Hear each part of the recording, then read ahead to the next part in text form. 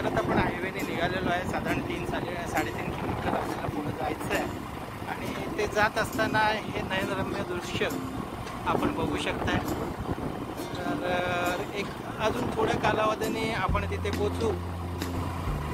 हायवेची ही दुरावस्था बघता थोडंसं प्रशासनाने याच्याकडे जर लक्ष दिलं तर कदाचित लोकांच्या शिव्या कमी खातील. ॲक्च्युली जे आहे ते दाखवतो. या खड्ड्यांची परिस्थिती आपण बघताय.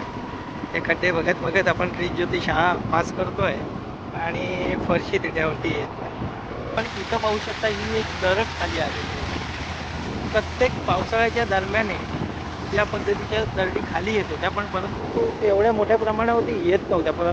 पण या घाटाचं काम चालू झाल्याच्या नंतर जी कटिंग मारली गेली आहे ती कटिंग उभी या भागात असल्यामुळे संपूर्ण दरड खाली आली होती. या पावसाळ्यात दरड खाली आली होती, परंतु एका बाजूने रस्त्याचं प्रोव्हिजन असल्यामुळे फार मोठा त्याचा वाहतुकीवरती परिणाम झालेला दिसला नाही. या सगळ्या शूटिंगच्या दरम्यान रस्त्यामध्ये आम्ही मध्यावर आल्यावरती जरा पावसाचा जोर वाढला, त्यामुळे थोडंसं आम्ही थांबण्याचा निर्णय घेतला आहे. मी म्हटलं ना मला की माझ्यासोबत राजू चिपळूणकर आई आहे. हा वेळोवेळी माझ्याबरोबर असतो, परंतु व्हिडिओ जेव्हापासून सुरुवात केली आहे तेव्हापासून आम्ही आत्ता पहिल्या वेळेसच एकत्र येतो आहे आणि नेमका पाऊस आला आहे म्हणून थांबतो. राजू जरा आई कर. थोडासा पाऊस थांबल्याच्या नंतर पुढे जायला आम्ही सुरुवात करतो. 2 मिनटं जरा थांबतो. थोडा पाऊस थांबल्यासारखा वाटतोय, त्याच्यामुळे आता पुन्हा एकदा आपण पर्वतेश्वरच्या दिशेने निघालेले आहोत. माझा मित्र राजीव 2 व्हीलर घेऊन माझ्यासोबत आहे. आता एक 5व्या मिनटाला जवळपास आपण तिथे पोचू. हे पोचत असताना आपण हा विसाव्याचा नजारा बघू शकता. पुन्हा एकदा पाऊस आल्यामुळे आपण इथे थांबलो आहे. परशुरामच्या आतल्या रस्त्याला आलो होतो आपण. इथेच एक शिक्षण प्रसारक मंडळाची SPM इंग्लिश मिडियमची शाळा आहे.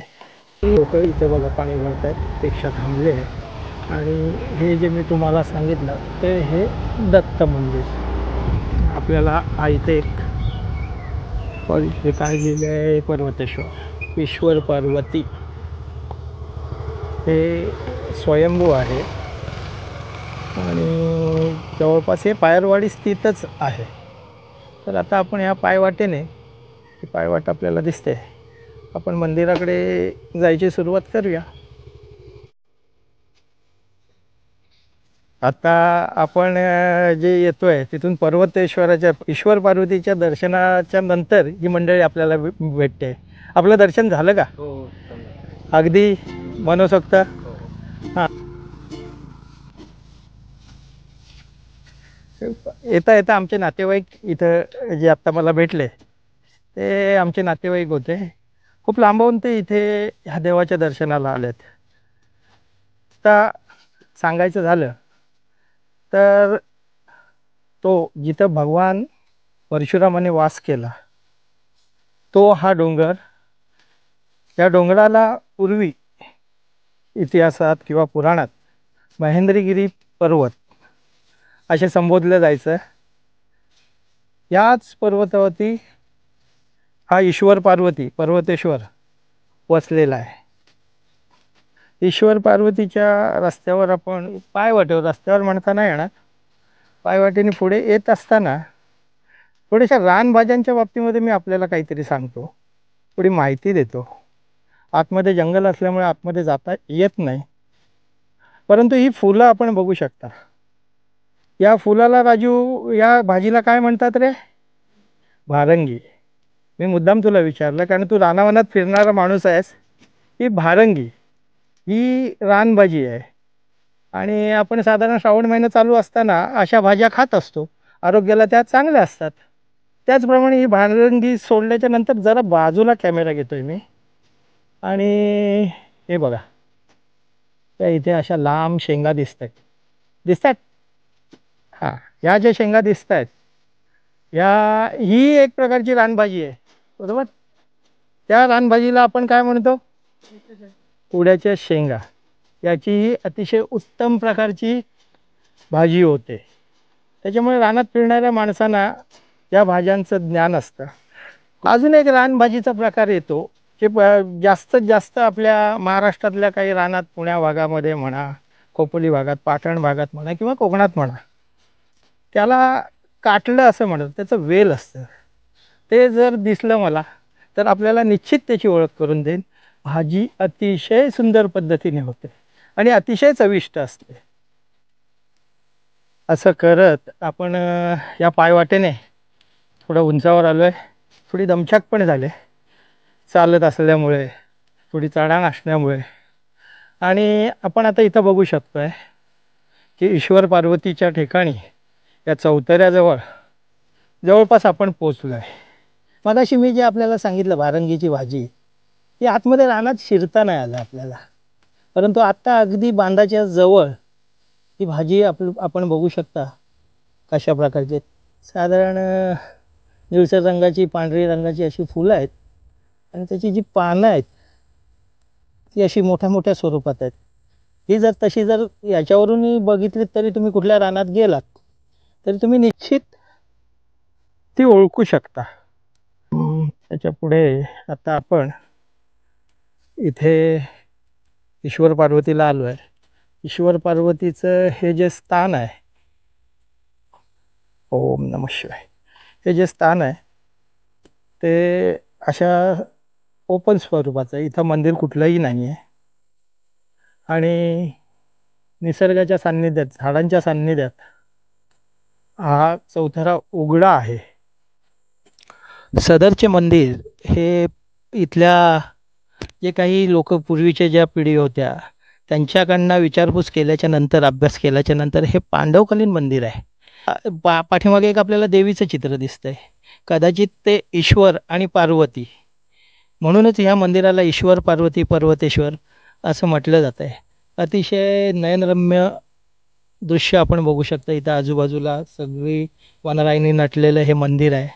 इथं बसल्यावरती जर आपण 2 मिनटं व्यवस्थित असं निवांत बसलात तर थंड हवेची झुळूक, अतिशय छान पद्धतीने शांत वातावरणात एखादी नामस्मरण किंवा ध्यान करायचं जर असेल तर आपण इथं येऊन बसलात तर निश्चित आपल्याला समाधान लाभेल.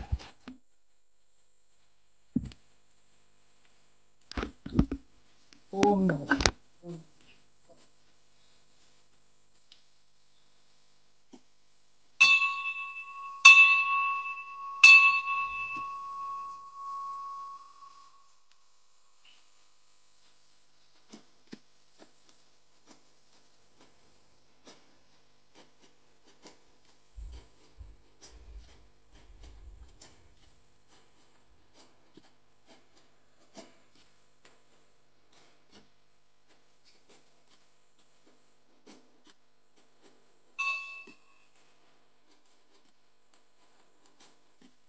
बोललं ना ते तळाला जाऊन ते हे बसते ना दह्याचं वगैरे किंवा दुधाचं, त्याच्यामुळे.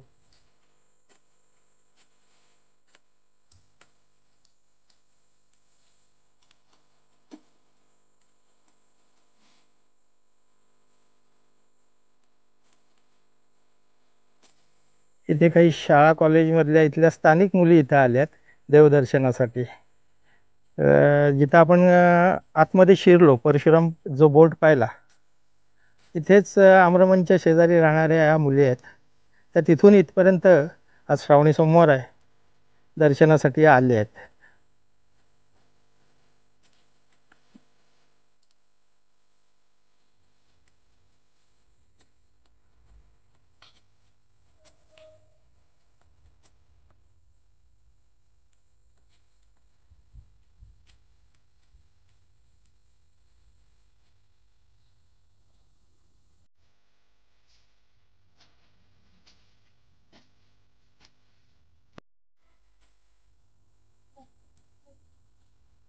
तिथून दिसेल. बघूया, आपण प्रयत्न करूया तो दाखवायचा. इथे नजीकच एक पुरातन म्हणजे पांडवकालीन त्याच्या अगोदरच्या काळातील एक दीपमाळ आहे. ते दाखवायचा प्रयत्न करत होतो परंतु ती इथून दिसत नाही आहे. तर पुढे मगाशी दाखवल्याप्रमाणे जे दत्ताचं पाणी आहे, दत्त मंदिर आहे, तिथून मी आपल्याला ते दाखवायचा प्रयत्न करेन. मगाशी पर्वतेश्वराला जाताना आपल्याला जे हे दत्त मंदिर दाखवलं तेच हे दत्त मंदिर आहे आणि हे खाली भूगर्भात पाण्यावरती वसलेलं आहे वरती. तर वर्षाच्या 12 महिने इथलं पाणी इथले गाववाले नेतात. मागाशी तुम्ही बघितलं असाल दिगंबरा दिगंबरा श्रीपाद वल्लभ दिगंबरा, आपण दत्ताचं दर्शन घेतो मंदिरात येऊन. आणि जे मी तुम्हाला म्हटलं की भूगर्भामधलं पाणी त्याच्यावरती हे मंदिर वसलं आहे, तर ते मी तुम्हाला दाखवण्याचा प्रयत्न करतोय. हे अंडरग्राऊंड जर आपण बघाल तर संपूर्ण पाणी आहे, दिसतंय. आणि या पाण्याचा पुरवठा येथील रहिवाशांना गाववाल्यांना वर्षाच्या 12 महिने पुरतो. इतर ज्या वेळेला कुठं पाणी नसतं त्यावेळेला या मंदिरात पाणी असतं. आणि बाहेरच्या बाजूला पण त्याचे आऊट आहेत 2, तसं कुंड म्हणता येणार नाही, चौथर हे बांधले आहेत हौदा टाईप. तर आपण तेही बघू शकता. हे जे पाणी आहे हे वर्षाच्या 12 महिने पाणी चालू असतं. लोक इथून ज्यावेळेला पाण्याचा तुटवडा असतो त्यावेळेला पाणी नेत असतात. हे पाणी आपण बघताय आणि हे पिण्यायोग्य पाणी आहे. माझा मित्र राजू आता आल्या आल्या थोडासा थकवा घालवण्यासाठी तिथलं पाणी पितोय, थोडा फ्रेश होतोय. आपण बघू शकता अतिशय सुंदर चवीचं पाणी, ज्याला गोडवा आहे असं हे पाणी दत्ताच्या मंदिराजवळचं, म्हणून हे दत्ताचं पाणी. ही बघा एक छोटासा सुळका दिसतोय, ती दीपमाळ आहे. भविष्यात त्याच्यावरचा एक व्हिडिओ आपण करूयाच. बट आता जाता जाता जर आपल्याला हा व्हिडिओ आवडला असेल मला लाईक करा, सबस्क्राईब करा आणि शेअर करा.